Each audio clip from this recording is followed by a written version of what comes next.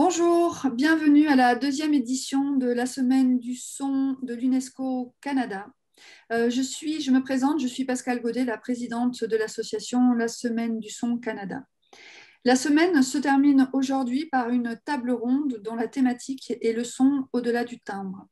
Pour en parler, nous accueillons Henri Fourès de France, qui aura un léger petit retard, Philippe Leroux, Émilie Girard-Charest, Jonathan Voyer et Alain Joule. Les invités seront présentés plus en détail par Emmanuelle Lisère, qui est notre modératrice et qui animera cette séance. Un dernier petit mot pour les auditeurs et auditrices, ainsi que nos invités. La séance est enregistrée de façon à ce qu'elle puisse être consultée en différé sur le site et les auditeurs auditrices qui souhaiteraient interagir peuvent le faire dans l'espace questions-réponses. Je vous souhaite donc une excellente table ronde et je reviendrai à la fin, bien que présente et très à l'écoute. Je reviendrai à la fin pour clore à la fois la table ronde et la semaine. Donc Emmanuelle, je te passe le relais. Merci. Bonjour à tous. Ravi de vous accueillir pour cette table ronde ayant pour thème du son au-delà du timbre ou du timbre au-delà du son. On verra si le son et le timbre se mélangent. Donc, je suis ravie de vous accueillir. Et donc, avec nos invités, Pascal les a nommés, mais je vais rentrer un peu plus en détail sur qui ils sont. Nous avons donc Émilie Gérard-Charette, qui est violoncelliste, compositrice et improvisatrice. Elle se consacre activement aux musiques nouvelles, tant comme soliste qu'au sein de différents ensembles. Elle a participé à plus de 60 créations et collaboré avec de nombreux compositeurs. Ces pièces ont été interprétées par différents ensembles, dont l'ensemble Quasar, Continuum, le Quatuor Molinari, ainsi que dans le cadre de séries de concerts avec Nohei Banda. Elle se produit régulièrement en concert, tant au Canada qu'en Europe et en Amérique du Sud. Nous avons aussi avec nous Jonathan Voyer. Donc, Jonathan est titulaire d'un baccalauréat en éducation, une maîtrise en sciences et religions et un doctorat en études et pratiques des arts à l'Université du Québec à Montréal. Il a reçu les enseignements de la professeure de chant Louise Yard, qui lui a transmis notamment la technique du chant bel canto, disciple du maître de Santour Pandit Zasud Vyas et du maître de chant Pandit Somata Mardo. Il évolue aujourd'hui dans la tradition de la musique hindoustanie. Jonathan est également membre du Centre d'études et de recherche sur l'Inde, l'Asie du Sud et sa diaspora, et chargé de cours au doctorat en études et pratiques des arts à l'UQAM. Un musicien aussi parmi nous. Nous avons également avec nous un compositeur et plusieurs compositeurs, Henri Fourès, qui va nous rejoindre. Donc, Henri Fourès a collaboré avec différents créateurs d'esthétique et d'horizons très diverses, notamment des musiciens, des acteurs, des chorégraphes, des plasticiens, des réalisateurs. Il est actif dans de nombreux domaines en réalisant des films pour la télévision et composant des musiques pour l'image, la danse et la scène. Il est aussi l'auteur de nombreuses créations radiophoniques et de Hörspiel pour la HR et WR. Il écrit des œuvres symphoniques, de musique de chambre, des pièces électroniques, mixtes, des œuvres vocales. Et par ailleurs, il conçoit et réalise des installations interactives et d'importantes manifestations événementielles. Nous avons également avec nous Philippe Leroux, compositeur. Il est l'auteur de plus de 90 œuvres qui s'étendent des œuvres symphoniques, vocales, avec dispositifs électroniques, musique de chambre et acousmatique. Ces œuvres ont été jouées et diffusées dans de nombreux pays dans le cadre de différents festivals de par le monde et interprétées par de nombreuses formations, notamment le Nouvel Ensemble Moderne ici à Montréal, mais également le Philharmonia Orchestra, l'Orchestre Symphonique de Québec, le Planz Forum de Vienne. Il enseigne la composition à l'Université McGill, à la Schulich School of Music. Avec nous aussi, alors j'aime beaucoup l'acronyme qu'il utilise, un poète pluriel, Alain Joule, qui travaille compositeur également, mais pas simplement, qui touche à différents paramètres. Il travaille notamment sur l'interaction entre les arts visuels, vidéo, peinture, sculpture, installation, les arts sonores, musique écrite et improvisée, instrumentale, vocale et électroacoustique. Les arts du mouvement, à travers la danse, les chœurs en action et la poésie à lire ou à attendre. Alain Jo a été responsable des séminaires d'improvisation et du collectif d'improvisation Musique Danse au Conservatoire national supérieur de musique et de danse de Lyon de 2007 à 2010. Il est titulaire d'un master de recherche en musicologie et d'un doctorat en études et pratiques des arts à l'Université du Québec à Montréal. Il a écrit et réalisé une centaine d'œuvres, dont 3 commandes d'État, de l'écriture pour orchestre à la réalisation de méta-opéras où le texte, la musique, le mouvement et les arts visuels sont traités de façon autonome et complémentaire. Je pense que je n'ai oublié personne. Tout le monde est réuni. Alors, on va commencer, même si Henri ne nous a pas encore rejoints. Et en fait, je voudrais vous proposer une petite expérience pour démarrer notre table ronde. On va évoquer justement cette notion du son au-delà du timbre.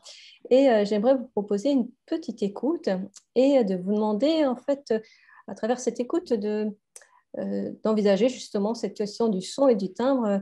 Je ne dis pas de ce que c'est volontairement, parce qu'il y a plein d'éléments particuliers dans cette musique. Et chacun pourra donner après ses commentaires justement sur comment il a pu entendre cette musique et pourrait en être les paramètres. Alors, je vais partager mon écran.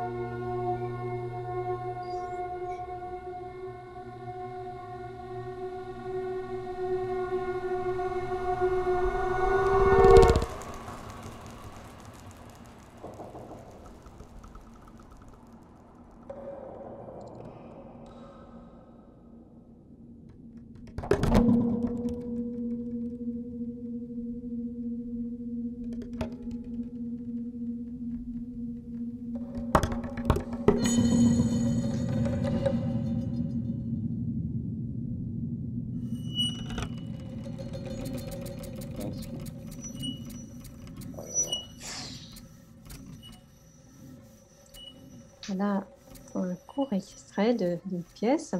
Alors, quel serait... Oh, Henri nous a rejoint. Henri, nous avons, oui, nous avons démarré.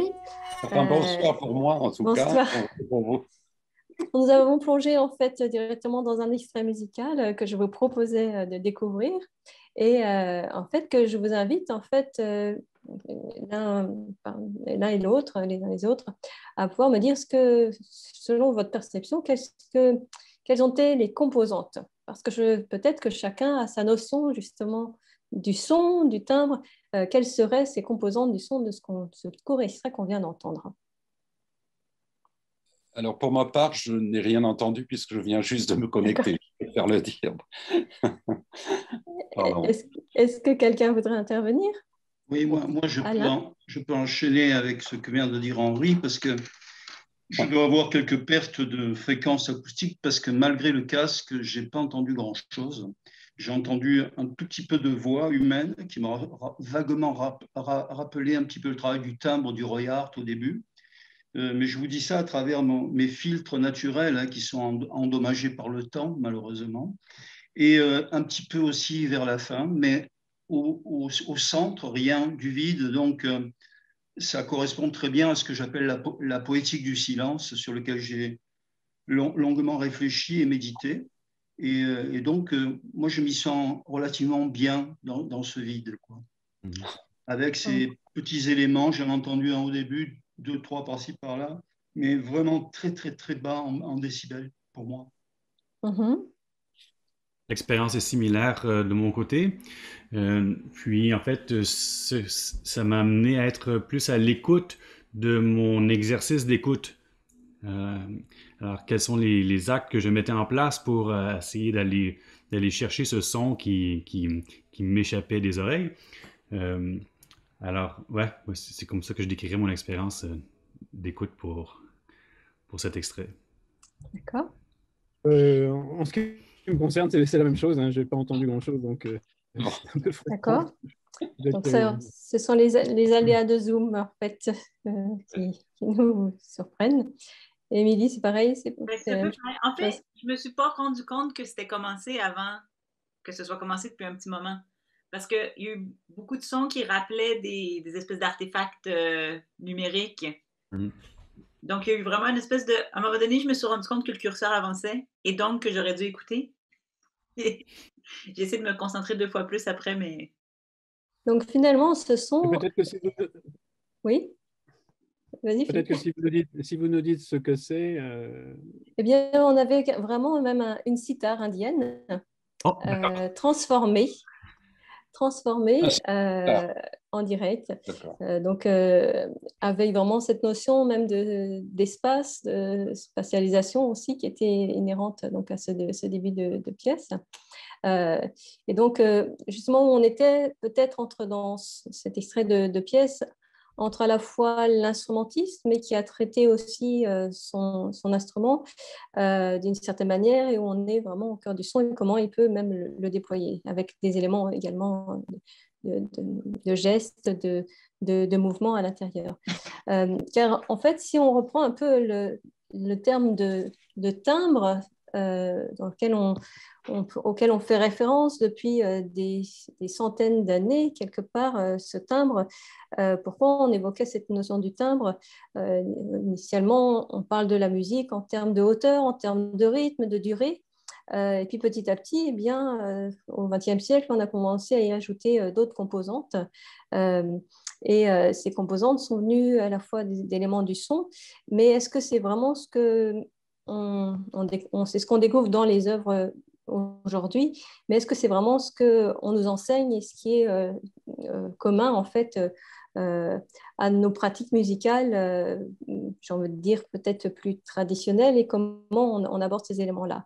Est-ce que c'est vraiment cet aspect du son qu'on nous enseigne pour devenir musicien, ou est-ce qu'on est, au-delà? Je ne sais pas si quelqu'un veut commencer à aborder. Est-ce que, par exemple, Émilie, quand tu as commencé la musique, est-ce qu'on a commencé par parler du son? Oui, mais non. Disons, je pense qu'on parle toujours de timbre, mais c'est qu'on ne le nomme pas toujours. Même dans la formation classique, quand on parle de développer son son, de travailler son son, de différentes couleurs, de sonorités, c'est les vocabulaires qu'on utilise généralement. Mais le mot timbre, il a fallu que j'étudie la composition pour que ce soit mentionné. Alors que finalement, tout le monde parle toujours de timbre. Et c'est inévitable le timbre. Dès qu'on produit un son, ce son est porteur d'un timbre. Donc, mais là où on utilise le mot timbre, c'est quand on tente d'agir peut-être de façon soit plus consciente dessus ou de façon moins traditionnelle, mais je pense que le timbre est inévitable. Le timbre est là, mais oui, Alain? Non, je t'en prie. Vas-y, si tu voulais. Oui, je voulais dire que pour moi, on est vraiment au cœur du sujet dans le sens où moi, j'ai été traumatisé quand je suis rentré en classe de composition, enfin pas de composition, plutôt en classe d'instrument, alors que j'arrivais de la rue, donc je ne savais pas du tout ce qu'était un instrument. Je suis rentré au conservatoire de Marseille, et donc je n'ai pas fait l'expérience du son du tout. Et je ne l'ai jamais faite, en fait. J'ai fini mes études sans faire l'expérience du son, ce que j'appelle l'expérience du son. C'est-à-dire, ce qui était enseigné, c'était plutôt l'apprentissage d'un instrument à travers une codification musicale. Pour la percussion, c'est très simple. En fait, ça se résume, pour moi, l'apprentissage de la percussion à 10 minutes. Droite-gauche et droite-droite, gauche-gauche. Et le mélange entre droite-droite, gauche-gauche et droite-gauche, c'est fini, on n'a plus rien à apprendre. Pour moi, sur le plan de la technique. Après, tout le reste est affaire de son, est affaire d'amour du son.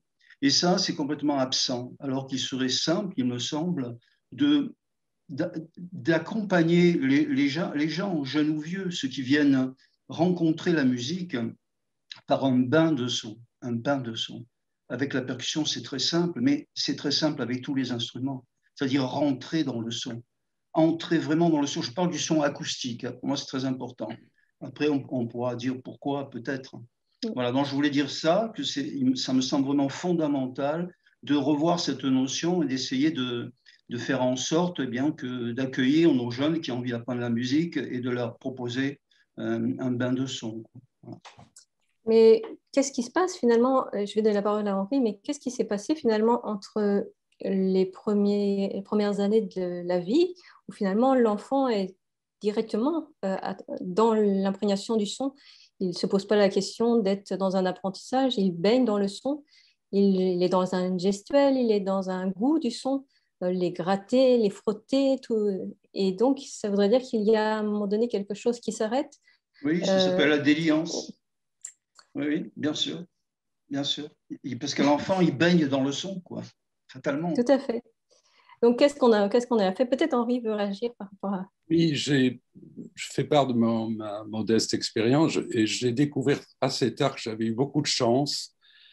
C'est-à-dire que j'ai à la fois fait des études académiques, comme tout le monde ici, au Conservatoire de Paris, mais dans le même temps, je jouais beaucoup avec des jazzmen, y compris des gens de la variété. Et le premier étonnement qui a été le mien, c'est que quand un jazzman qualifiait un autre, il disait « Tu verras, quand tu vas jouer avec lui, il a un son extraordinaire. » Et un guitariste, « Tu verras, ce guitariste, il a un son extraordinaire. Et celui-là, il a un son magnifique. » Et d'un seul coup, j'ai pris conscience que, en fait, c'était aussi une façon d'estampiller la qualité musicale d'un musicien et le son produit ne trahit jamais la personne. Il est le résultat de ce que la personne est. Mais j'ai découvert cela en même temps que je faisais des études académiques. Et ça, c'est une chance parce que ça m'a permis sans arrêt de relativiser les choses. Et quand on fait à l'époque, au Conservatoire de Paris, il n'y avait même pas de classe d'orchestration. Je ne sais pas si Philippe a connu cette classe ou pas, j'en sais rien. En tout cas, quand moi j'y étais, il n'y avait pas de classe d'orchestration. Donc, en fait, l'expérience jumelle que j'avais dans le même temps m'a extraordinairement servi parce que ça m'a donné confiance dans mes intuitions, qui fait que finalement, j'orchestrais comme on n'orchestrait pas d'habitude. Parce que ce qui m'intéressait, c'était finalement ce qui faisait ce qui constituait l'essence d'une qualité d'orchestration, c'est la qualité du son produit par l'ensemble. Et ce n'est pas la qualité du son produit par le musicien, c'est finalement quand on compose que l'on entend avec sa propre conscience du son. Et dans le même temps, évidemment, dans le domaine des musiques improvisées, quand j'ai pu jouer beaucoup avec des gens. C'est marrant parce que c'était presque tous des gens qui jouaient d'un instrument avant, des saxophonistes, comme Donny Glassrow ou d'autres, qui étaient des improvisateurs purs, ou bien des gens comme Jacques Di Donato, qui lui travaille vraiment sur une musique très bruitiste, ou Jean-Marc Fols, ou des gens de ce type. Et ou des guitaristes qui, avec le même ampli et la même guitare, avaient des sons complètement différents. Et ça a été une forme d'auto-enseignement extrêmement précieuse. Alors, en parlant du son, on ne parle pas complètement du timbre, on peut dire simplement que c'est aussi une conscience de la gestion d'un timbre qui est partie prenante de la personne. Alors, pour en terminer, il y a des choses qui m'ont interrogé par la suite aussi, c'est que même quand on a des interprètes très grandes, qui ont une véritable vision de ce qu'ils sont en train d'interpréter, c'est-à-dire qui donnent leur version et qui affirment la cohérence d'une vision personnelle, C'est clair que pour beaucoup d'entre nous, même si on écoute du Bach ou du Schoenberg, si on a une habitude d'écoute et si on écoute beaucoup, on sait qui joue, alors que je veux dire, la même toccata de Bach jouée par 3 personnes différentes, si je connais bien les personnes, enfin si j'ai beaucoup entendu musique, je sais qui est en train de jouer alors que personne ne me le dit. Et qu'est-ce qui me le dit? C'est le son. C'est la qualité du son qu'ils produisent. Ça, c'est un sujet qui m'intéresse beaucoup et qui continue de m'intéresser beaucoup. Jonathan veut réagir? Oui, mais ça me parle beaucoup, en fait, cette question de la dimension qui est impossible à imiter du son, c'est peut-être du timbre, c'est peut-être ça qui fait la particularité, comme vous dites, de chaque musicien. Et donc, pour revenir à votre question, est-ce que ça s'enseigne? Je pense que justement, c'est peut-être la dimension qui ne s'enseigne pas dans la musique, surtout lorsqu'on est dans une dynamique dans la tradition à laquelle j'appartiens, une dynamique de maître à disciple. Lorsque ce qui nous est transmis, c'est dans la musique des ragas, c'est d'être capable de développer les compétences pour développer la mélodie. Mais le timbre, et c'est peut-être une des choses qui est le plus frappant au départ, lorsqu'on aborde cette musique, surtout dans la musique vocale, on se rend compte que traditionnellement et encore aujourd'hui, le timbre est très peu valorisé en fait dans la musique classique indienne. Ce qui fait que pour une première écoute, on peut être choqué par le timbre de la voix d'une chanteuse qui est reconnue comme une grande chanteuse et pourtant son timbre peut, dépendamment de l'éducation musicale qu'on a eue, peut nous sembler nasillarde ou déplaisant, mais pourtant elle est appréciée pour ses qualités d'interprète et d'improvisatrice, non pas par son timbre, mais par le travail qu'elle est capable de faire dans le développement de la mélodie, dans le développement de la forme, la profondeur de la forme. Et ça, c'est vraiment au-delà du timbre. Mm-hmm. Mais j'ai envie de demander à Philippe Leroux, mais quand des étudiants arrivent dans votre classe, est-ce qu'ils ont déjà cette écoute? Parce qu'à la limite, là, on est du côté des compositeurs. Est-ce que cette écoute, parce qu'on peut se dire déjà chez un interprète, développer cette qualité parce que pour être dans cette qualité de timbre ou cette recherche-là et d'avoir déjà son timbre ou son son, il faut avoir déjà développé une certaine expérience.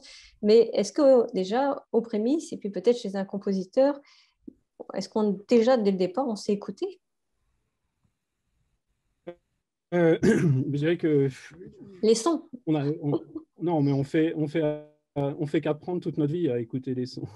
C'est ce qu'on peut faire de mieux finalement, être à l'écoute des sons et écouter ce qu'ils ont à nous dire et en tirer des choses en fait, parce que les sons sont une force de proposition, sont un potentiel gigantesque.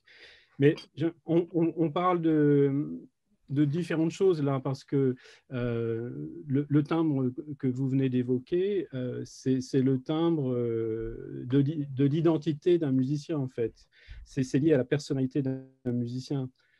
En ce sens-là, je ne suis pas sûr que ce soit quelque chose qu'on peut vraiment apprendre, comme pour un compositeur. Qu'est-ce qu'on attend d'un compositeur au final? On n'attend pas qu'il soit, comment dire, à la dernière mode ou qu'il écrive bien. On attend de sentir une personne. On attend de sentir son son aussi. C'est un autre type un autre type d'identité sonore. Mais moi, je veux bien revenir sur la question du timbre, en fait, parce que le timbre, c'est une notion qui a énormément évolué, en fait, parce que jusqu'à Berlioz, le timbre, c'était la couleur instrumentale, en fait. Et puis, petit à petit, on a commencé à parler de mixture, on a commencé à parler de contenus spectraux, de contenu spectral d'un timbre, de morphologie avec la musique électroacoustique, la question de la morphologie d'un son, de l'énergie d'un son, commence à faire partie aussi de cette question du timbre. On a appris aussi qu'on pouvait créer du timbre en combinant certaines hauteurs, donc il y avait des rapports extrêmement forts et que la limite était parfois très très dur à trouver entre, par exemple, l'harmonie et le timbre. Moi, je jouais du Fauré avec mon épouse il y a quelques temps, qui joue du violoncelle, et en écoutant, en jouant les accords de Fauré, pourtant c'est pas forcément la musique vers laquelle je vais spontanément, mais les accords sont tellement riches harmoniquement qu'il y a un moment, ils deviennent vraiment du timbre. On pourrait en faire une analyse du timbre comme on pourrait le faire chez un compositeur spectral, etc. Donc voilà, la notion de timbre, c'est quelque chose d'extrêmement vaste. Donc ce timbre, Henri, allez-y, allez-y. Ah non, pardon, je voulais rebondir un peu sur ce que vient de dire Philippe. Je partage complètement le point de vue qu'il vient de d'énoncer. À la réflexion, je rajoute deux choses. Ce qui m'est apparu tout au long de ce que j'ai pu vivre et faire, et encore aujourd'hui, c'est qu'il y a deux choses nouvelles qui sont arrivées dans la conscience de l'écoute d'un musicien, qu'il soit instrumentiste, compositeur ou improvisateur, c'est-à-dire les deux finalement.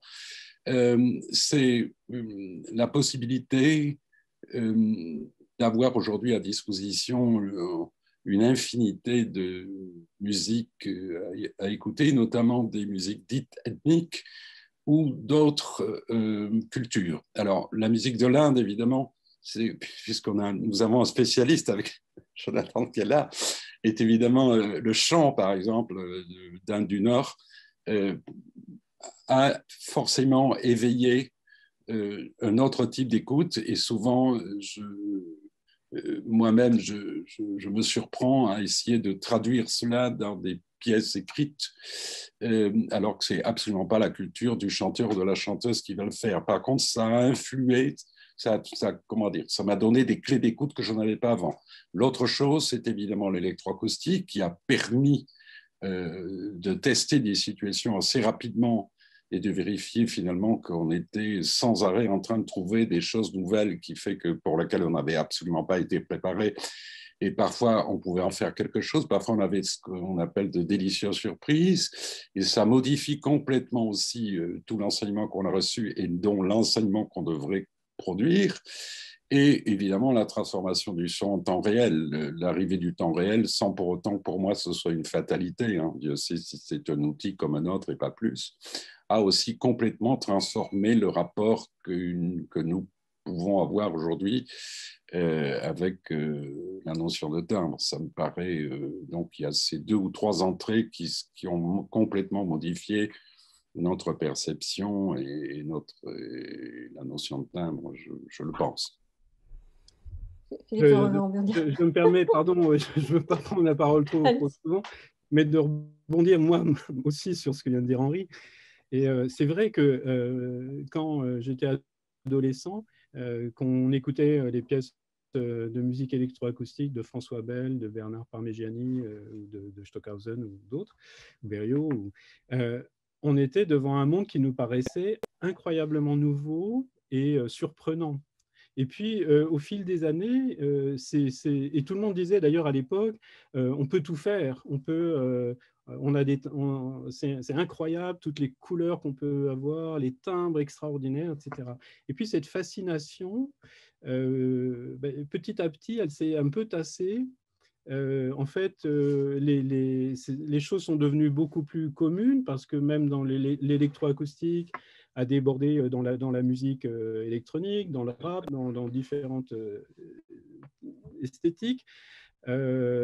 Alors, on a aussi des mouvements comme ce qu'on appelle la musique concrète instrumentale autour de Helmut Larenmann, par exemple, qui ont aussi essayé de travailler sur cette notion du timbre, du bruit, de la limite du timbre et du bruit, etc., dans le domaine purement instrumental. Donc ça aussi, c'était extrêmement surprenant maintenant, je dirais à l'époque. Et puis, 10-15 ans après, on a tellement entendu ça que ce n'est plus du tout surprenant dans un sens. Et alors là, se pose une question, et ça me fait revenir un peu à ce qui s'est dit au début, c'est-à-dire que il y a un moment, ce qui devient le plus intéressant, ce n'est pas le timbre lui-même, mais c'est le timbre lié à une personne. Le timbre qui a une identité personnelle, aussi bien dans le jeu instrumental que dans la composition, en fait. D'accord, complètement. Alain, Oui, je voudrais rebondir sur ceux qui rebondissent, sur ceux qui rebondissent. rebondis. Voilà, rebondir, ouais, c'est important pour le swing, hein, pour le feeling. Oui. Et par exemple, il me paraît très important ce que disait Philippe. Je ne suis pas sûr que s'enseigne la couleur du son qui fait la qualité, la spécificité, la particularité, la force de l'instrumentiste.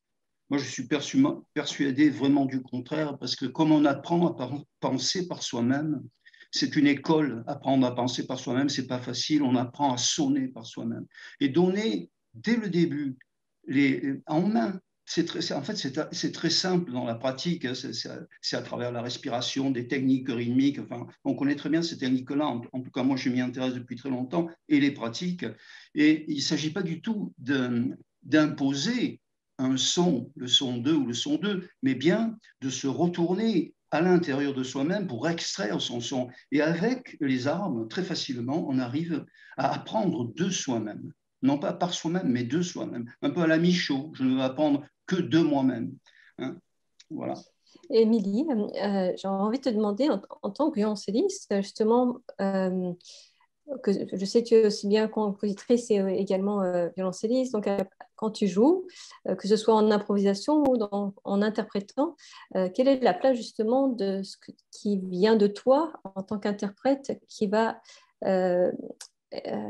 t'appartenir et la manière dont tu vas façonner le son. Et j'ai envie de dire, est-ce qu'il y a une différence justement quand tu es dans un contexte d'improvisation ou dans un contexte de pièces écrites?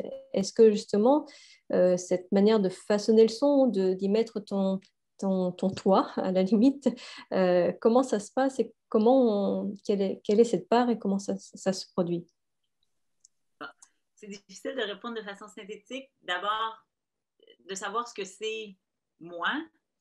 On est des êtres très, très poreux. Ça, c'est certain que c'est difficile de délimiter le soi en soi. Mais c'est clair que, justement, je me sens très poreuse comme personne en ce sens où je vois une très forte influence des musiques que je joue sur les musiques que j'écris ou j'improvise par la suite. Parce que comme interprète, je m'intéresse à des œuvres très, très, très variées. Puis je m'intéresse beaucoup aux extrêmes, que ce soit des extrêmes de dynamique ou des extrêmes d'énergie, des pièces où il se passe à peu près rien, ou des pièces qui sont extrêmement physiques, extrêmement complexes. Et quand c'est des pièces qui m'habitent pendant des semaines, des mois, ça a nécessairement une influence sur la technique instrumentale que j'ai, puis sur l'état physique global dans lequel je suis. Donc, c'est sûr que si j'improvise à une époque où je travaille du Xenakis, ce ne sera pas pareil qu'une époque où je travaille des pièces beaucoup plus délicates ou douces.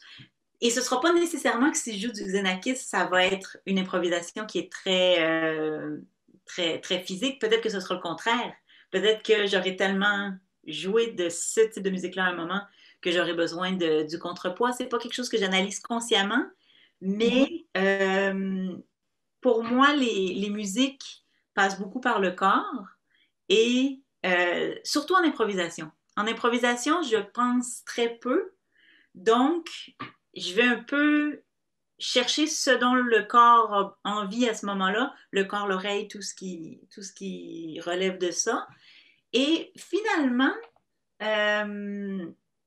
je le réfléchis peu. Ça a toujours été, pour moi, l'improvisation, je suis arrivée à l'improvisation comme un exutoire. C'était pendant que je faisais mes études en violoncelle classique, puis que j'ai eu besoin qu'il y ait un espace plus libre et plus souple. Et ça a toujours continué à être comme ça. Donc, mes musiques écrites, que ce soit en tant que compositrice ou en tant qu'interprète, sont beaucoup plus réfléchies, puis j'analyse beaucoup plus. Puis l'improvisation, c'est beaucoup l'espace où je me permets de ne pas réfléchir. Donc, nécessairement, comme je disais tout à l'heure, il est inévitable qu'il y ait du timbre. Puis, même si on n'est pas en train de réfléchir à ce moment-là, il reste que ce qui sort spontanément est habité par ce à quoi on a réfléchi avant, après, pendant. Donc, c'est pas comme si c'était très séparé, mais c'est là aussi où je trouve intéressantes les deux définitions principales du timbre, peut-être qui sont ressorties dans nos premières interventions, c'est qu'il y a le timbre qui est prendre en charge ce qui est généralement laissé de côté avec la notation traditionnelle, donc ce qui touche, ce qui n'est pas le rythme, les hauteurs et tout ce qui est défini de façon très claire et très mesurable dans la notation classique, mais c'est aussi tout ce qu'on n'écrit pas, le timbre. Et cette tension entre ce qu'on intellectualise et ce qui arrive malgré nous, c'est ce qui englobe le timbre, c'est ce qui m'intéresse de ce qu'on pourrait appeler un paramètre, mais c'est un peu trop réducteur de le définir comme un paramètre au même titre que l'auteur ou le rythme. Donc, bref, c'est une réponse un peu éparpillée à votre question. Oui. Mais une des choses que je trouve vraiment intéressante du timbre, c'est que ça peut à la fois toucher à ce qu'on réfléchit et à ce qu'on ressent, contrairement à d'autres paramètres qui sont beaucoup plus pragmatiques. Tu as indiqué une petite chose qui était... Excusez-moi. Ah non, pardon. Tu as indiqué une petite chose qui était dire en fait que c'était le corps qui allait guider, que finalement c'était le son qui te guidait et que ton corps allait réagir. Est-ce qu'on peut penser que donc les sons en eux-mêmes ont un potentiel qui nous suggère comment les utiliser au fur et à mesure? C'est inhérent au son? Pardon. Henri? Oh, pardon. Non, mais c'est une question, encore une fois, c'est complètement lié à ce que vient de dire Émilie. C'est une question qui m'a aussi beaucoup intéressé. C'est toujours pareil, c'est la chance des rencontres.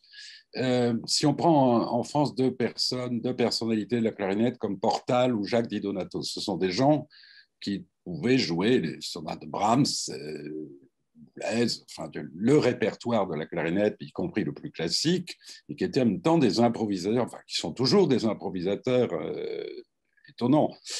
Ce qui est intéressant, c'est que le rapport au son qu'ils ont entre une pratique et une autre n'est pas le même. Pourquoi? Alors, j'en ai beaucoup parlé avec les deux. Et puis, à l'époque, j'étais étudiant à Vienne en piano. Gouldar, qui était quand même un interprète absolument extraordinaire de la musique du répertoire, sonate de Beethoven, l'intégrale des Mozart qu'il a fait témoigne de cela, était aussi, ce que peu de gens savent, un formidable improvisateur et un jazzman intéressant. Et les trois points de vue se recoupent, c'est-à-dire que la mise en avant du corps, qui est quand même un peu toujours l'avant-garde, ce qu'on oublie dans notre forme d'enseignement. Si on pense un peu plus au corps, on va aussi penser un peu plus au son, au timbre, paradoxalement, est différente. Et ces trois personnes-là n'avaient pas le même son, le même type de timbre. Ce n'est pas lié aux œuvres des compositeurs qui jouaient, puisqu'ils avaient suffisamment de créativité pour donner leur vision et leur version de Beethoven, de Mozart ou autre. Et quand ils improvisent, c'est absolument pas le même type, le rapport au corps, la mise en avant du corps n'est pas la même, donc ils n'ont pas le même type de son et le même type de rapport au timbre. C'est une question qui m'a toujours... ça reste une question pour moi, mais c'est une question qui m'a toujours intéressé, elle est toujours d'actualité. Et pour en terminer, je parlais il y a une dizaine d'années avec Courtag, et évidemment, on reparlait des Yatécoq. Il me disait qu'en fait, ce qu'il avait voulu faire, c'est déconditionner une forme d'enseignement du piano pour remettre en avant la notion de geste pour produire du son, et pas nécessairement, à la limite, les bonnes notes qu'il avait écrites. Ça, c'est aussi un point de vue qui peut se rattacher à notre débat. Est-ce que Jonathan voudrait nous faire part de son expérience justement en tant qu'interprète par rapport à ce rapport de corporalité justement lié au son et au timbre? Oui, ben, c'est sûr que là, il y a plein de dimensions. Ça dépend comment on les aborde. Est-ce qu'on est dans le travail de l'écoute ou le travail de la production du son? C'est toujours simultané. Vous disiez, Émilie, qu'il n'y a pas vous ne réfléchissez pas dans l'improvisation, mais je pense qu'il y a tout de même toujours cette réflexion, c'est-à-dire un retour sur ce qu'on est quand même le premier auditeur de ce qu'on produit, et dans l'improvisation, on répond aux sons qui sont produits.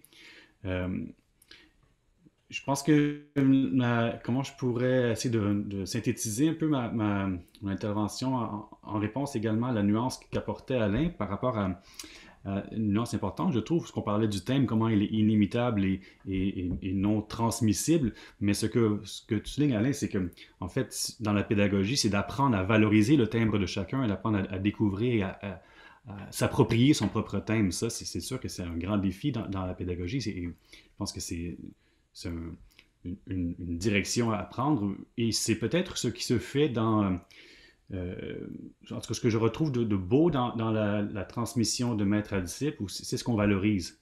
Dans le travail d'imitation, on reproduit ce que le maître nous demande de reproduire, mais à travers cette reproduction, ce qui nous est transmis, c'est d'être capable de, par soi-même, ensuite avec ce bagage-là, de s'approprier ce territoire musical et d'être capable de le parcourir avec ce qui nous appartient. Donc ici, le timbre, d'une certaine façon, c'est comme mes propres limites à moi font mon timbre. En tant qu'instrumentiste ou en tant que vocaliste. Puis, ben, le corps, alors là, tout dépend comment on aborde cette question du corps. Évidemment, il n'est pas ici question, en tout cas dans mon approche, qui frôle dans la phénoménologie. Alors, ici, le corps qui m'intéresse dans la pratique, ce n'est pas le corps objectif, le corps objet que je perçois en troisième personne, mais c'est bien celui que j'habite, hein, celui que je suis. Alors, ce corps, certains phénoménologues parviennent à des conclusions qui sont très très près en fait des penseurs indiens sur ce qui constitue ce corps, qu'il soit musicant ou qu'il soit à l'écoute. Ce corps est fondamentalement habité par un sujet, mais ce sujet n'est pas le je pense de Descartes, mais c'est un être vibratoire. Ce cogito de Descartes, qui est cette substance qui se connaît elle-même, eh bien, c'est la même chose, sauf que cette connaissance, donc cette non-distanciation entre le connaissant et le connu, est compris comme une réverbération, une résonance. Le soi, le sujet, est une forme sonore mouvante. Alors, lorsqu'il habite ce corps, nécessairement, notre relation au son, dans l'écoute ou dans la production, est toujours dans un accord et un désaccord avec ce soi profond qui est lui-même sonore. Mm-hmm. Est-ce que c'est finalement un peu comme si on avait une sorte de fusion parfaite entre le son, l'instrument, l'être humain qui le produit et son instrument, finalement, cette fusion qui pourrait s'opérer et qui pourrait permettre de donner de faire sens au musical qui se déploie en fait pour l'auditeur, parce que bon, on joue soi, mais c'est quand même aussi pour une notion de partage, de donner à offrir. Donc c'est un peu cette idée d'être dans une fusion, mais est-ce que dans ces expériences-là, est-ce que finalement le son nous amène à nous suggère des comportements, nous suggère une manière de les utiliser, que ce soit en le faisant, ou même ça peut être un son, je pense aux différents compositeurs au niveau électroacoustique aussi, mais est-ce qu'un son nous suggère de le faire avancer, de le déployer parce qu'il est lui-même? Et de quelle manière? Et pourquoi? Qu'est-ce qui fait qu'il a cette possibilité d'action? Qu'est-ce que c'est ces composants du son qui suggèrent ces éléments-là?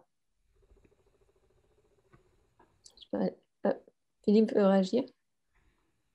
Votre micro est fermé. Pas. J'avais coupé mon micro parce que j'ai un de mes fils qui fait du football au-dessus. Ça fait du son. Je ne voulais pas que ça vous trouve. Oui, moi, je peux évoquer ça dans le cadre je dirais de la composition qui n'est pas forcément liée à l'improvisation, donc c'est encore un petit peu différent de ce qui a été évoqué juste avant. Mais on peut dire que la grande idée de la musique spectrale à partir des années 70 est basée là-dessus, c'est-à-dire comment en fait remettre le son au cœur de la composition, comment extraire du son, en fait, à la fois des données de hauteur, à la fois des données rythmiques, de temporelles, de timbres, de phénomènes vibratoires ou autres, et jusqu'à la forme même. Comment, en étudiant le comportement d'un son dans le temps, on peut en extraire, en déduire beaucoup de choses qui vont nous être utiles pour composer une œuvre. Et surtout, plus que nous être utiles, c'est surtout ces choses vont créer un lien très fort entre à la fois la construction de l'œuvre et le son de départ, bien sûr, mais le son qui en résulte aussi. Je sais pas, voilà, alors ça, c'est une vision, bien sûr. Hein. Et dans un contexte de composition électroacoustique, qu'est-ce qui se passe justement sur un son qui pourrait déployer justement? Parce que là, on part vraiment même d'un son concret. Je reviendrai pas. Oui, alors oui, alors là, on est devant quelque chose de merveilleux dans le sens où on est comme Chopin cherchant la note bleue sur son clavier, quoi. C'est-à-dire que on a des sons, on enregistre des sons, on fabrique des sons, etc. Et puis ces sons, ils ont un tel, si on sait les écouter, et là, il y a quelque chose. Là, c'est quelque chose qu'on peut peut-être, je dirais pas apprendre des étudiants, mais on peut essayer de les amener, en tout cas de les aider à s'approcher de ça. Si on sait les écouter, si on sait écouter un son électroacoustique, même une prise de son je sais pas, de petites clochettes qu'on a enregistrées, on rentre dans un monde qui est absolument extraordinaire, dont on peut comment dire, faire pousser une forêt entière, quoi, de choses sublimes. Plus notre écoute est ouverte et affinée, et aussi, comment dire, au-delà de ça, est capable de créer des relations entre ce qu'on entend et ce qu'on va faire aussi. Et évidemment, et plus on peut partir du son en fait pour créer la musique, quoi. Ouais. Alain, vous voulez réagir?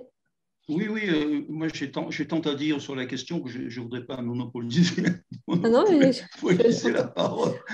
Mais pour ce que disait Emmanuel tout à l'heure, c'est-à-dire est-ce que le son peut conduire finalement à être moteur d'eux, je pense que c'est là tout l'enjeu d'une certaine esthétique, pour ne pas dire éthique, parce que c'est aussi une éthique, de ce qu'on appelle l'improvisation libre. C'est-à-dire une improvisation qui vient, en fait, qui est très ancrée dans un mouvement politique de liberté. Et c'est en ce sens que j'ai choisi le petit extrait de l'offrande de Michel Doneda, sur lequel que je voudrais vous offrir en partage, hein, puisqu'elle m'a été offerte. Et d'une part, bien entendu, et là on verra que en fait le son est conducteur, il est conducteur de tout. Il génère, et donc là, c'est qu'il faut pour le alors, déjà, difficulté, est-ce un instrumentiste? Non, il refusera le terme. Est-ce un improvisateur? Oui, il acceptera, mais pour moi, c'est bien au-delà de ça.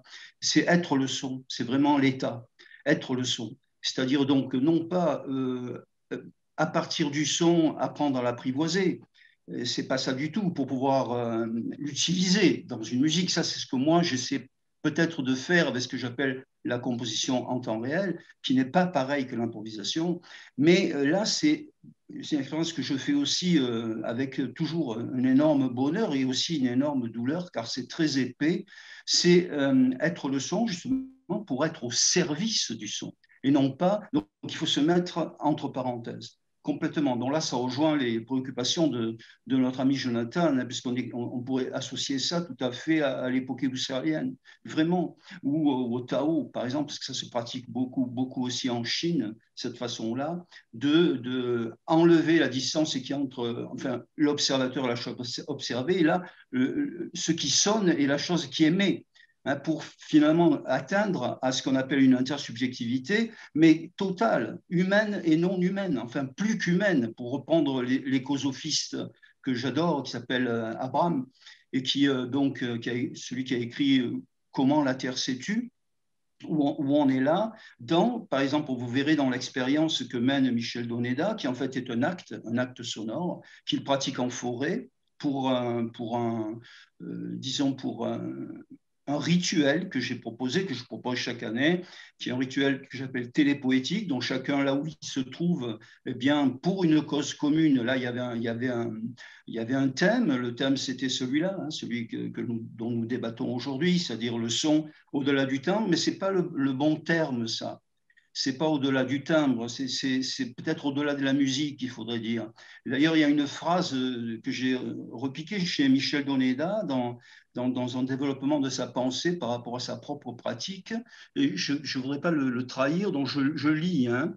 Il dit « Libérons le son de la musique, qu'il vide la musique et ne soit plus son captif. » Et donc, je trouve ça bien sûr, on peut dire que c'est la provocation. Pour moi, pas du tout. C'est-à-dire qu'on est là vraiment d'en sortir le son de sa structure, non pas de la musique, de sa structure musicale. Et il va plus loin.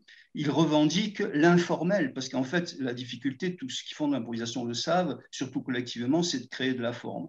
Il est quasiment impossible de créer de la forme cohérente à plusieurs, même quand on est seul. Et justement, Michel revendique l'informe comme une forme. Et donc, c'est-à-dire que le son lui-même produit sa propre nécessité et par là même développe finalement une autre musique. Donc par-delà la musique, par-delà le son. Et c'est en ce sens que cette petite vidéo peut-être peut nous faire se questionner sur qu'est-ce que c'est aussi que apprendre à écouter. Une autre écoute là qui est proposée, il n'y a pas de spectateur, hein, qui est proposée aux oiseaux, qui est proposée aux arbres, aux végétaux, à l'eau qui court, et évidemment à travers l'offrande, puisque c'est quand même capté par la technologie, hein, c'est pris par des micros et par une caméra, c'est un ami à lui qui filme, eh bien, on peut après le partager. Moi, après, je réunis ça dans une œuvre générale collective, hein, qui s'appelle de la télépoésie, mais c'est juste pour dire que voilà, cette façon de faire où le son est au cœur même de l'action, c'est l'action ou peut-être improvisation, puisque improvisation, hein, parce que c'est le son qui conduit. C'est vraiment le son qui conduit. Est-ce qu'on écoute Oui, je pense que je vais arriver à faire. J'espère qu'on va pouvoir entendre.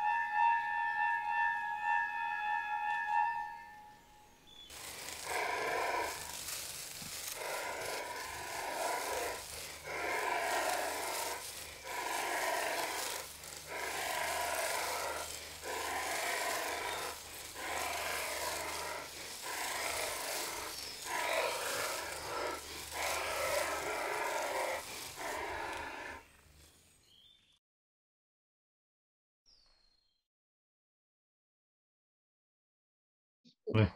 Ah, voilà. Ça fonctionne.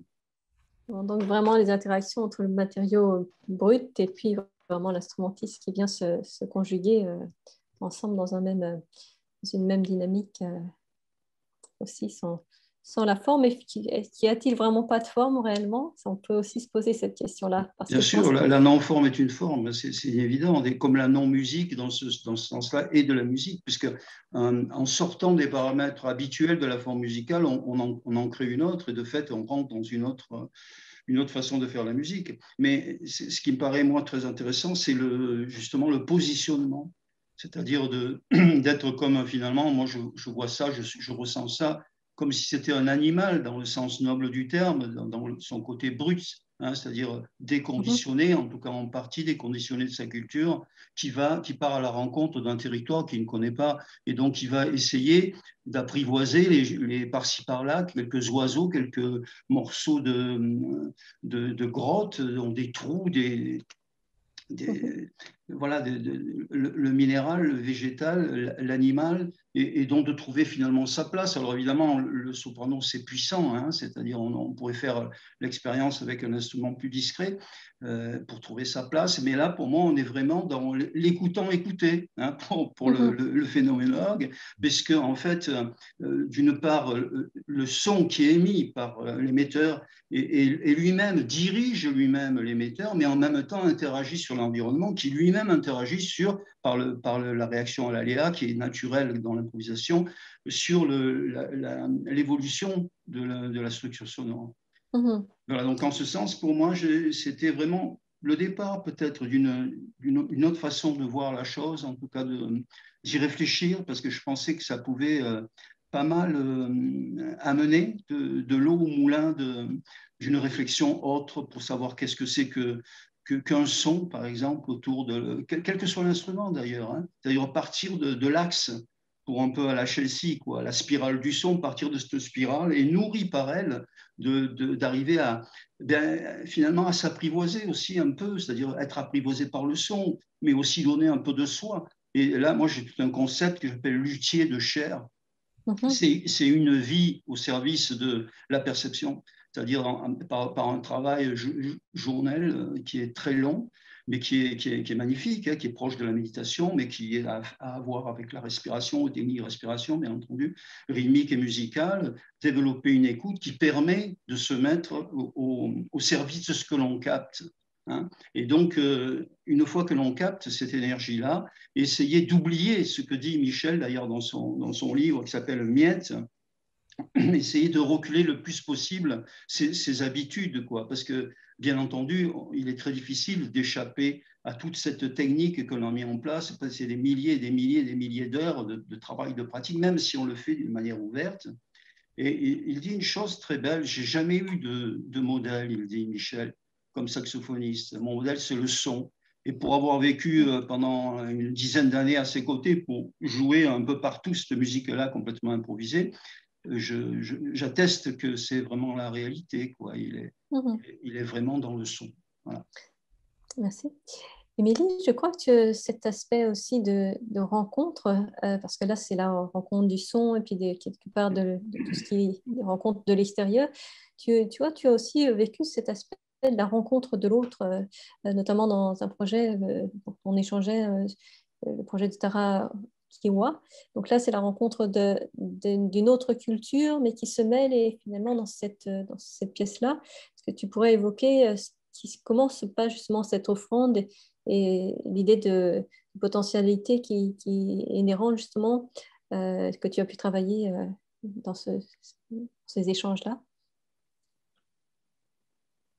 C'est une autre approche du son aussi, mais je trouve qu'elle rejoint aussi parce que là, on est dans des éléments extérieurs, dans ce qu'on vient de découvrir à l'instant. Mais là, c'est une rencontre de personnes, mais de sons de personnes aussi. Et dans la pièce, il y a vraiment comme si c'est comme si vous étiez presque en symbiose à certains moments, mais pas complètement. Et donc, est-ce que tu voudrais bien évoquer justement aussi ce type d'interaction justement au niveau du son?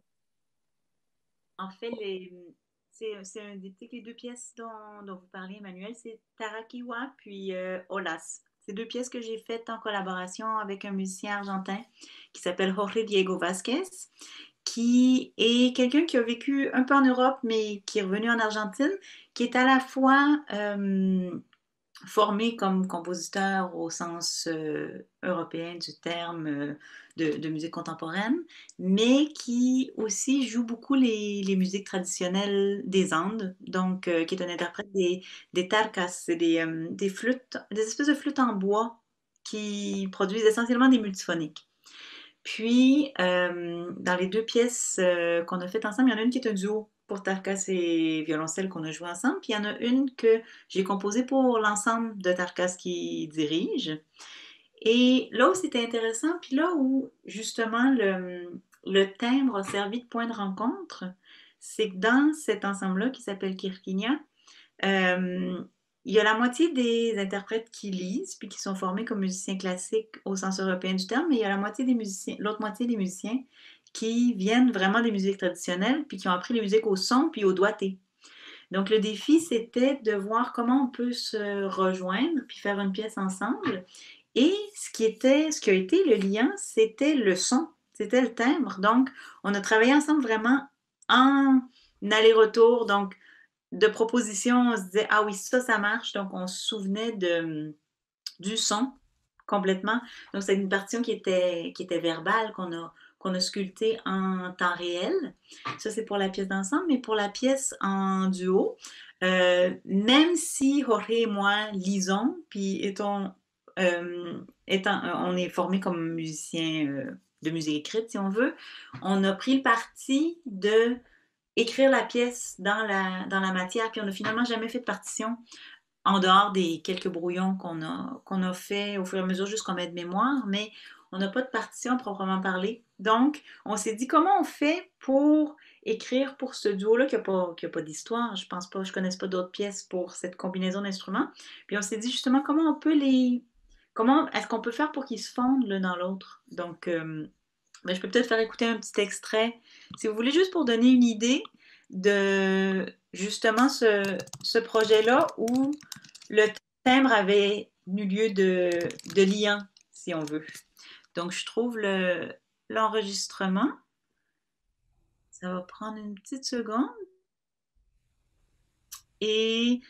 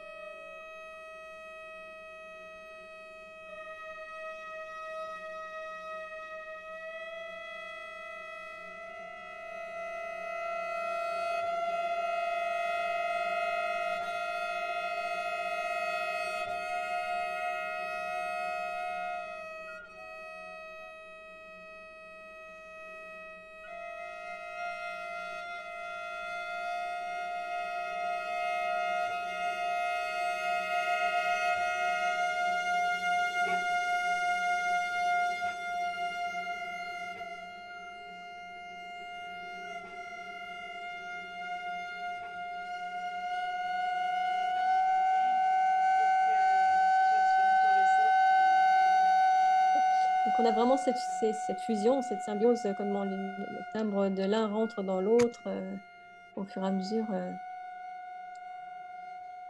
Oui. Tu veux ajouter quelque chose, Émilie? Qui l'entendre? Comment? Qui l'entendait? Oui, moi aussi j'entendais. Oui. Oui. Vous pouvez nous faire part de... Parce que nous, on n'a pas, Oui, moi, pas entendu. rien eu. Parce qu'en fait, ça rejoint un peu, en l'écoutant, suite à la discussion qu'on avait eue, ça me faisait penser à quelque chose que vous évoquiez, Philippe, tout à l'heure, par rapport, vous mentionniez rapidement de l'ambiguïté entre le timbre puis l'intonation, ou le timbre puis les hauteurs. Le moment où on s'est arrêté, en fait, c'est exactement ce sur quoi on travaillait avec Jorge, donc de partir d'un unisson, de travailler sur les battements, tout ce travail-là un peu qui en fait un peu l'héritage de la musique spectrale.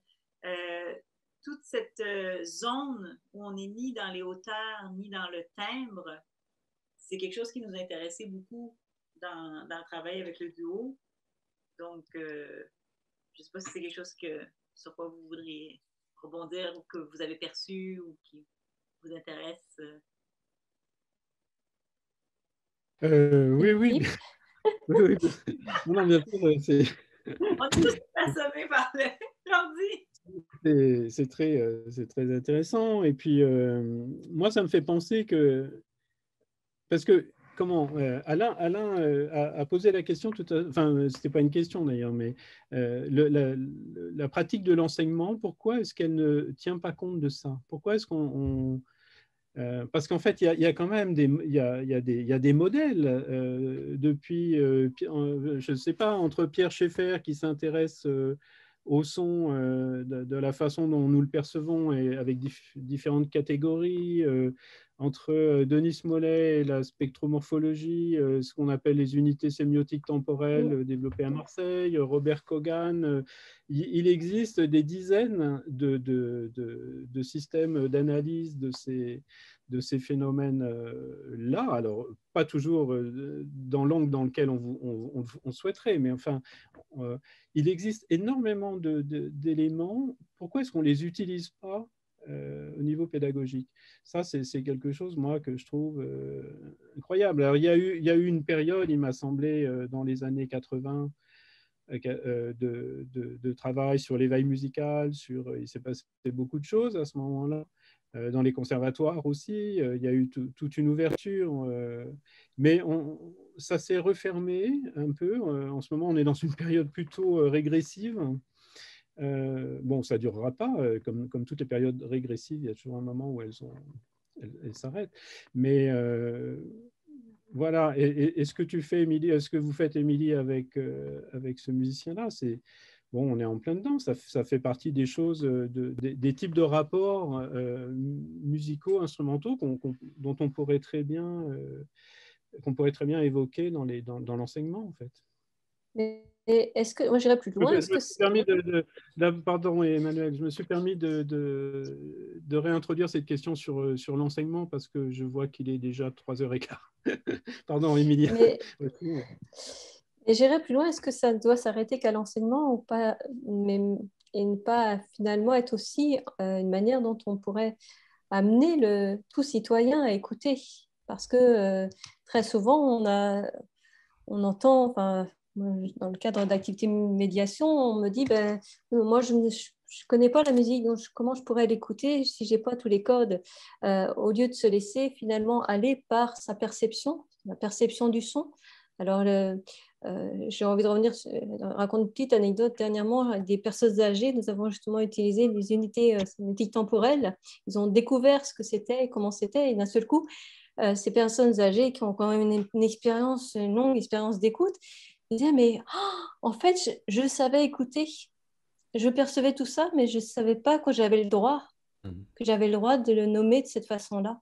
Parce que finalement, écouter du Debussy avec ses unités sémiotiques, en termes de gestes, en termes de mouvement, en termes de couleurs, devrait être tout à fait naturel. C'est la perception première. Or, on nous a beaucoup placés dans des manières, un modèle d'écoute et de savoir, alors que si on laisse aller nos perceptions, elles sont complètement là. Et je pense que ça pourrait être aussi un lien de rebondir avec un travail de Henri Forest, où vous avez notamment travaillé aussi sur cette dimension du geste et du mouvement avec un jongleur, je crois. Oui, oui, oui. Comment ce mouvement, justement cette dimension du son et du geste et du mouvement peut se rencontrer justement pour être au service d'une expression artistique. Est-ce que vous pouvez nous parler un peu de ce projet, puis on pourra passer un extrait aussi. Je ne sais pas si je pourrais passer l'extrait, je ne l'ai pas sélectionné. Je l'ai. Voilà, puis c'est une longue histoire, donc c'est vraiment un projet de recherche. En fait, je passe mon temps depuis plusieurs années à écrire des œuvres qui sont des prototypes, qui sont ni des œuvres, ni comment dire, ni des captations, qui sont des prototypes. Donc, soit ils vont générer, le fait que ça fonctionne, l'œuvre produite en concert témoigne du fait que ça fonctionne. Ça peut générer une arborescence par d'autres compositeurs qui peuvent s'emparer du projet, soit non. Alors, cette histoire-là, elle n'est possible, en tout cas, le travail avec le jongleur n'a été possible que par le fait qu'on peut gérer le son en temps réel. C'est avoir l'idée d'équiper des balles de jonglage à l'intérieur avec des capteurs en gyroscope parce qu'une balle est ronde, donc dans l'espace, on ne sait jamais où le nord, le sud, l'ouest, machin. Et puis, faire en sorte que sa gestuelle, il a d'ailleurs été obligé de réapprendre à jongler, puisqu'il a été obligé de jongler, pas nécessairement du bas vers le haut comme tous les jongleurs, mais aussi du haut vers le bas, et avec les mains à l'envers. Généralement, le jongleur prend la balle en dessous et la projette, mais il la prend rarement au-dessus pour la projeter. Donc, toutes ces technicités-là, ça a pris le réapprentissage. D'abord, ça a nécessité une acculturation complète, à la fois du RIM qui travaillait avec moi à l'IRCAM, de moi-même, du jongleur et des musiciens qui étaient là, puisque ça a été fait avec l'instant donné dans la première des œuvres qui a été faite avec ce jongleur, et ensuite avec un groupe de 6 guitaristes électriques. Bon.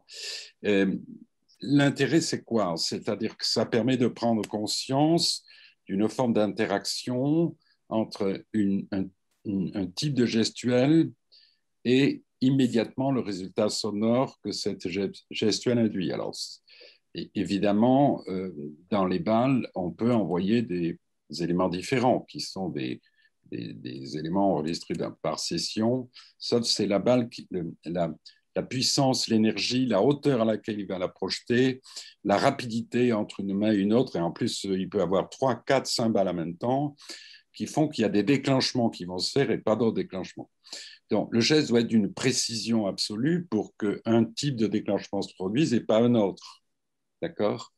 Et c'est tout ce travail-là qui a donné naissance à la deuxième pièce. Évidemment, on a réussi à modéliser ça et ensuite on a continué à progresser. Et pour en terminer, là je suis en train de faire une pièce pour quatuor à cordes, toujours une commande IRCAM et percussion. Et pour le quatuor à cordes est simplement sonorisé pour établir un équilibre. La percussion est le seul instrument géré en temps réel.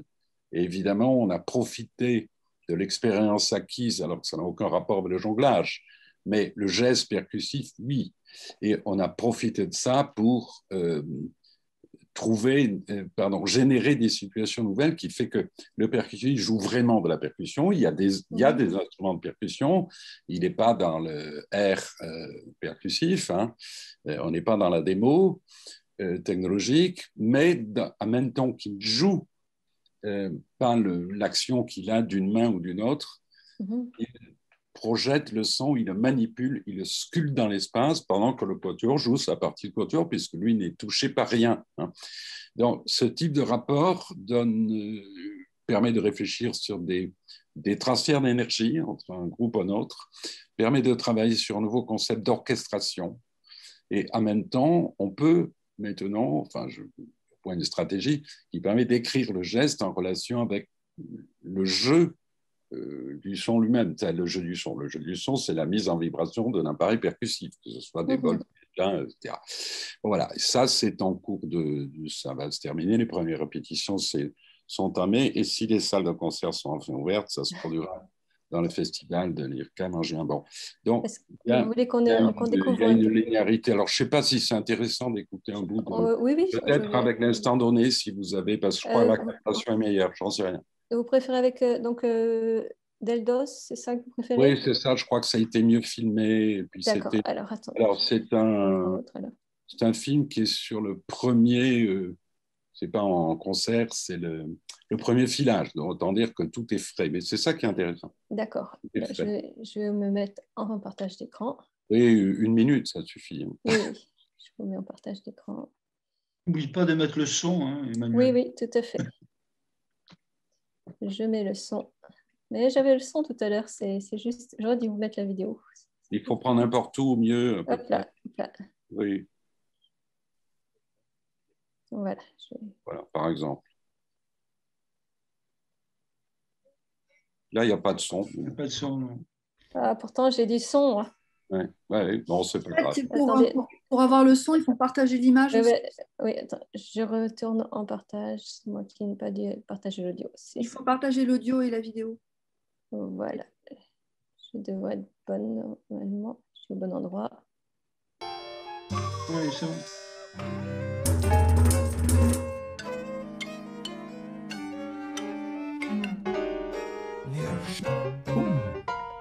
Ça ouvre un champ effectivement visuel et donc aussi sonore, quoi.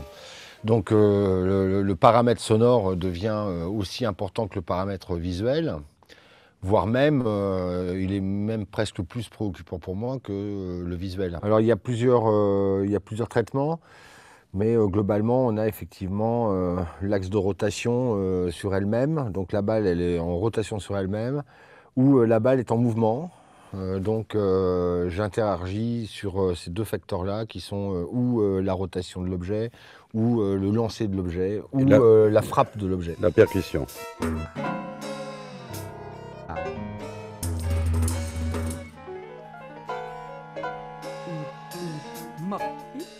L'objet, c'est que en fait, le sonore va vers le visuel, et c'est une question qui n'est pas facile pour les musiciens-interprètes qui, eux, ont une partition extrêmement écrite dont ils doivent rendre compte, avec toutes les difficultés inhérentes à ce travail, et ce d'autant qu'il n'y a pas de chef, donc ils sont en totale autonomie. Donc l'écrit va vers le visuel, et le visuel généré par la gestuelle de Jérôme et le travail avec les balles va vers le sonore. Et en fait, la représentation la plus réussie sera celle où finalement c'est dans cet espace médian entre les deux mondes sera le plus habité possible. Et c'est ce travail-là sur cette rencontre pendant le concert, pendant la réalisation en public de ces deux espaces médians qui créera, enfin c'est un peu en tout cas le rêve que j'ai nourri, ou en tout cas le projet que j'ai nourri en écrivant ce type de pièce, ce qui, on l'aura bien compris, pose des problèmes d'orchestration et d'écoute intérieure tout à fait étonnants, puisqu'on est un peu dans le domaine de l'inouï. Donc aucun traité d'orchestration ne peut rendre compte de ce type de savoir-faire. Il faut oser l'expérimentation.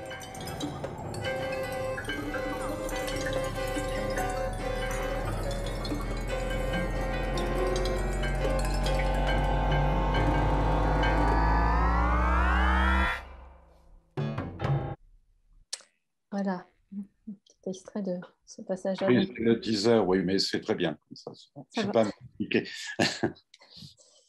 Donc, on a à la fois donc, les éléments de rencontre, les éléments de la nature qui sont venus nous chercher, le geste qui vient s'intégrer également dans l'ensemble de ces composantes, dans cette rencontre du son. Et toujours donc cette fusion, on a aussi évoqué tout à l'heure ce rapport avec ce qui est interne à chacun d'entre nous, et ce son qui est finalement intérieur, qui peut se déployer à travers l'ensemble de tout ce volet-là. Est-ce que Pascal, nous avons des questions de l'extérieur? J'arrive, il faut juste que je réapparaisse. Voilà, ça y est. Non, nous n'en avons pas. Je sais qu'on est aussi suivi sur Facebook. Alors, il faut que j'aille voir. Non, nous avons le bonjour de Gilles Malatré, ça oui, qui était en train de nous écouter. Ouais. Et donc moi aussi, en essayant de gérer un petit peu tous les paramètres électroniques, voilà, Mais bon, oui, Émilie, je voulais vous dire, je ne sais pas si vous l'avez vu, vous voudra m'envoyer l'extrait, nous pourrons le mettre parce qu'on retraite la vidéo ensuite. On en refait une lecture, on nettoie s'il faut nettoyer. Donc on pourra mettre l'extrait à l'écoute au moment où vous vouliez le faire. Parfait. Je n'ai pas envie de conclure, bien sûr, mais une chose me vient bêtement à l'esprit. Donc, quand ça vient bêtement, c'est souvent ce qu'il faut dire.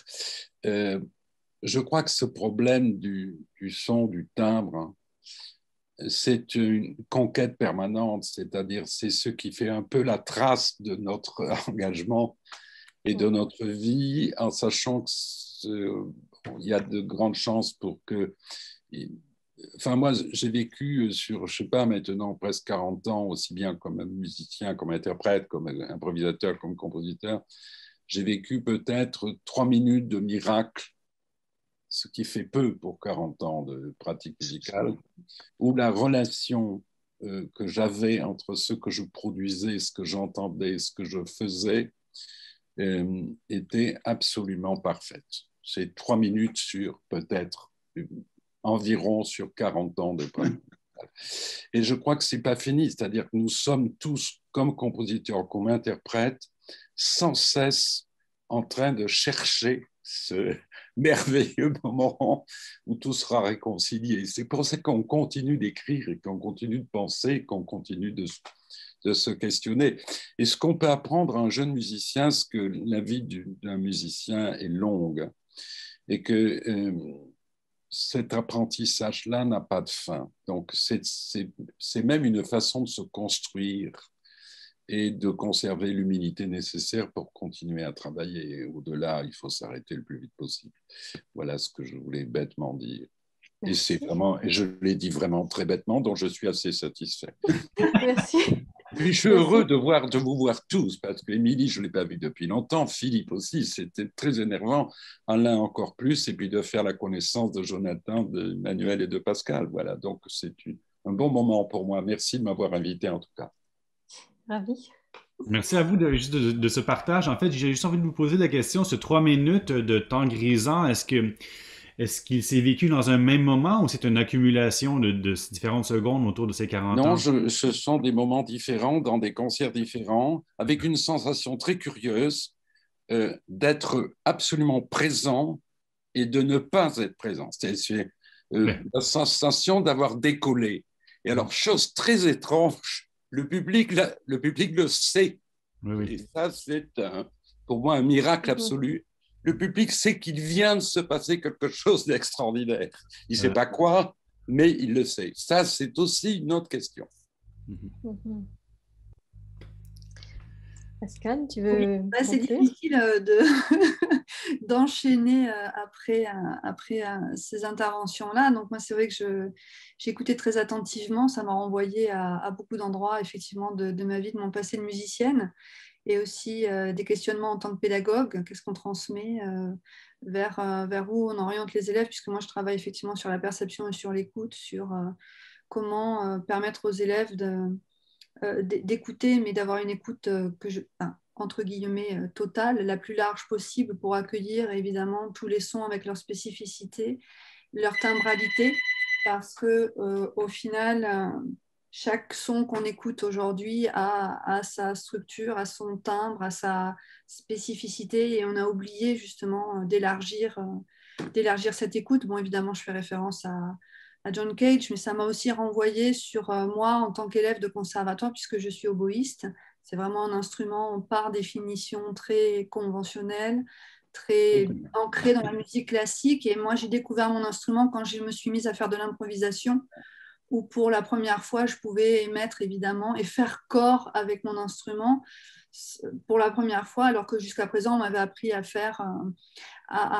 on m'avait enseigné la musique dans une esthétique, dans un cadre, avec cette toujours quête du beau son qui doit qui doit être. Et puis moi, j'ai appris à faire des sons sales dans l'improvisation. et pour m'apercevoir qu'en fait, il ne l'était pas, évidemment, que c'était d'autres propositions. Et puis, je pense que ce qu'on entendait d'Henri Fourès et ce que vous avez dit aussi, c'est l'expérimentation, le fait d'expérimenter, d'aller.